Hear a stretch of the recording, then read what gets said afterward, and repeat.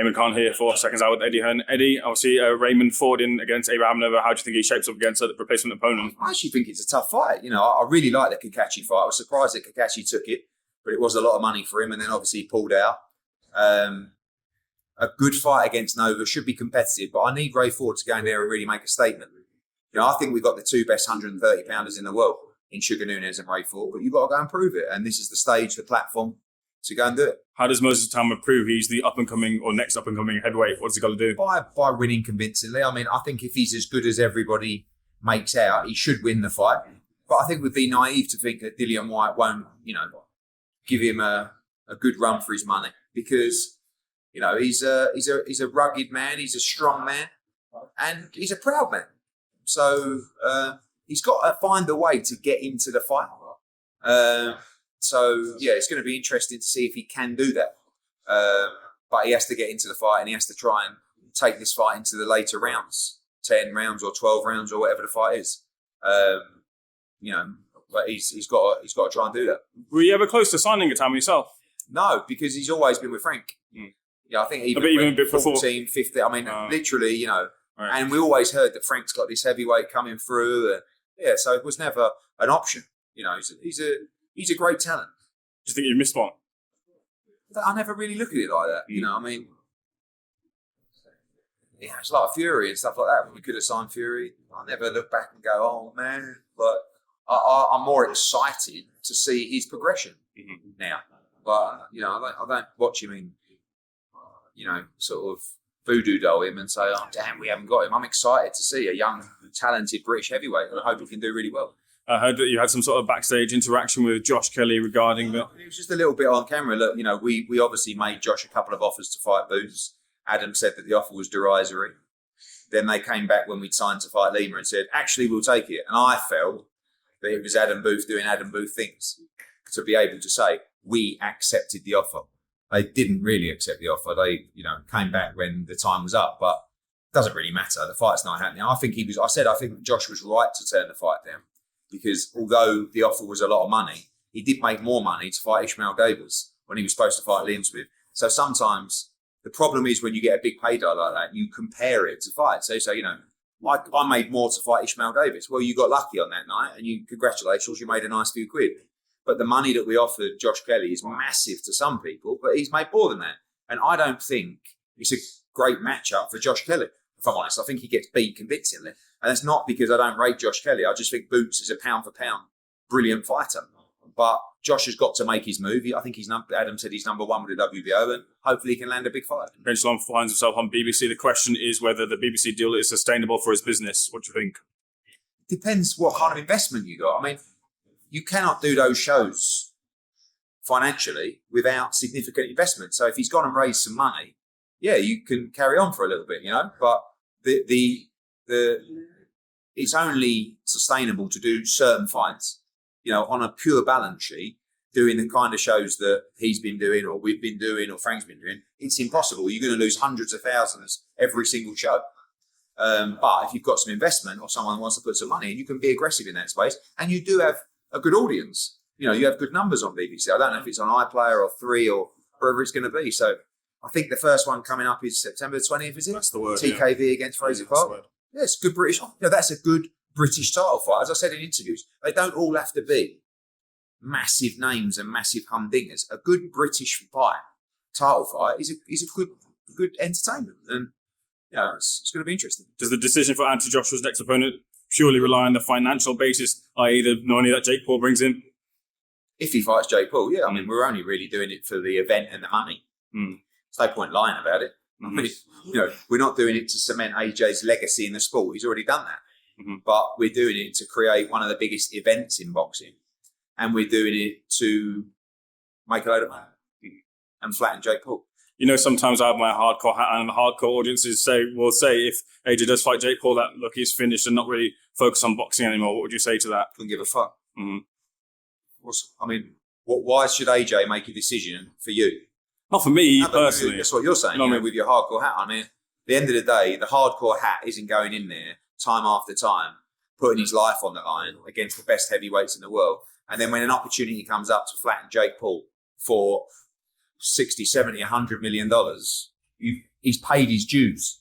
He has the right to do whatever he wants. Mm-hmm. And if that's to flatten Jake Paul for a fortune, I'll be pushing him in, fucking with both hands, both feet, saying, in you go, do this. And that's what we'll do. Tony Yoka, the other option? Not really. That night, like, so many people have been saying that fight's done. Is he on a list? Maybe. I haven't even done a list. I mean, look, we've had an approach from Ghana. Obviously, there's been a lot of media attention around that. We would love to do a fight in Africa. And I think if we don't fight Jake Paul, I think we will do that fight in Africa. Could it be Yoka? Maybe. I mean, it's not, we've not had any conversations with him. I've not had any negotiations. But, the next fight is really going to be, in my opinion, the fight that gets him ready, hopefully, for Tyson Fury. So it's going to be a warm-up's a bit, for fighting a decent heavyweight. But, the option is, as I said to you, do you fight a Tony Yoka or someone in the top 10, or do you fight Jake Paul for 8 times more money? Alexander Usyk has said that he wants one final fight, maybe 2, but he said that... Where's the shirt from? Laura Piana. He said that Tyson Fury and Anthony Joshua are 2 options for him. How any conversations happen to position Anthony Joshua into that conversation for an Usyk fight? Sorry. Alexander Usyk had said before that he wants Tyson Fury or Anthony Joshua. Oh, yeah. Look, I think right now, where AJ is coming off the defeat, we're not looking at fighting Alexander Usyk. I could come out and go, yeah, we want that. But I don't think that's a fight that we're looking at. If he was to fight this fight coming up and then we couldn't fight Fury and the Usyk fight presented itself for the undisputed title, yeah, he'd take the fight. But we've lost twice to Usyk, fair and square. And I don't think it's right to start calling out the third fight because we need to get ourselves back firing and back in contention to think about a fight of that magnitude. Eubank Jr. versus Ben, as far as we're aware, it's the same terms, same degree, same rehydration as well too. Frank Smith has said that no conversation at all had happened regarding a discussion if that could be changed. From your point of view, correct. Could there be a discussion on it? I mean, they've agreed to fight. They know, and to be honest with you, the hydration wasn't a problem, the rehydration. The 160 was tight at. Now I'm hearing he was a little bit ill in the build-up and that effect. So hopefully his health is good going into this fight and he can make the weight well and on we go for the big rematch. Very last thing, and bringing it back to this fight, I wonder if you heard the rumours. Shannon Briggs told me that Moses Itauma was dropped in sparring. Have you heard that at all? Do you know anything? You're a man with an ear to the ground. Never heard it, and it could be a load of bollocks. Could be totally irrelevant.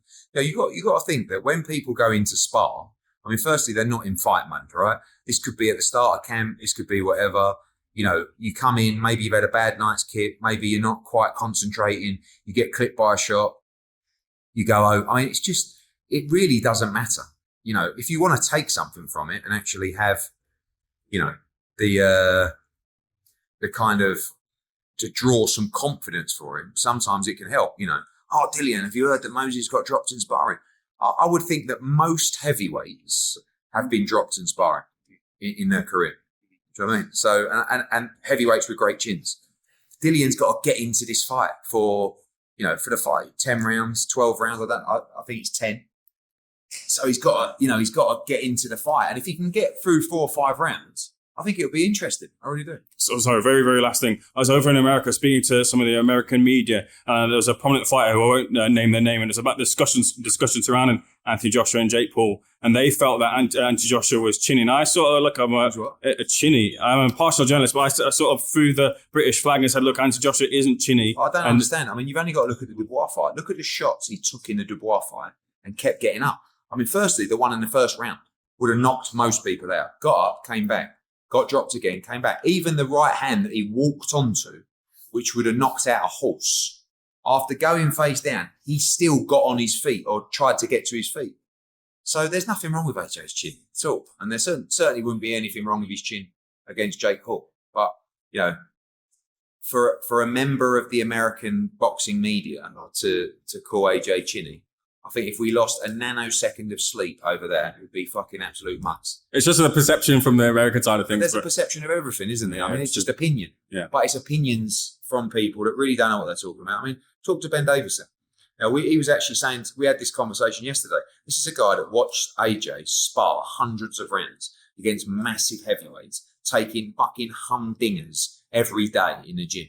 There is absolutely nothing wrong with AJ's chin, And he proved that by continuing against Dubois. By the way, he never looked at the ref when the ref was going 7, 8, 9, 10, and just waited to be counted out. He got to his feet 4 times, 5 times, and even when he couldn't get to his feet, he was trying to get to his feet. There will never be the respect that is deserved for that man. But that's life.